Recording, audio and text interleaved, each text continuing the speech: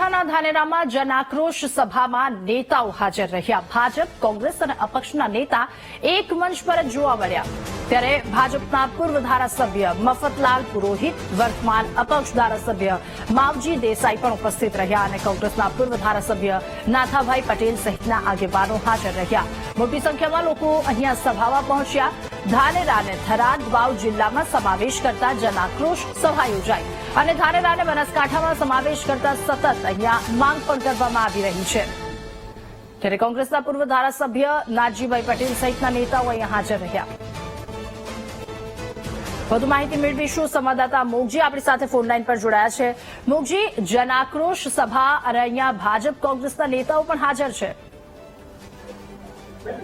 જી રાધા, જે પ્રકારે બનાસકાંઠા જિલ્લાનું જે નિર્માણ કરવામાં આવ્યું છે, નવો જિલ્લો જે બનાવવામાં આવ્યો છે, જે થરાદ વાવ નવા જિલ્લાનું જે નિર્માણ કરવામાં આવ્યું છે તેને લઈને વિરોધ જોવા મળી રહ્યો છે। કેમ કે થરાદ વાવ જિલ્લામાં ધાનેરા તાલુકાનો સમાવેશ કરવામાં આવ્યો હતો, ત્યારથી આ વિરોધ જોવા મળી રહ્યો છે।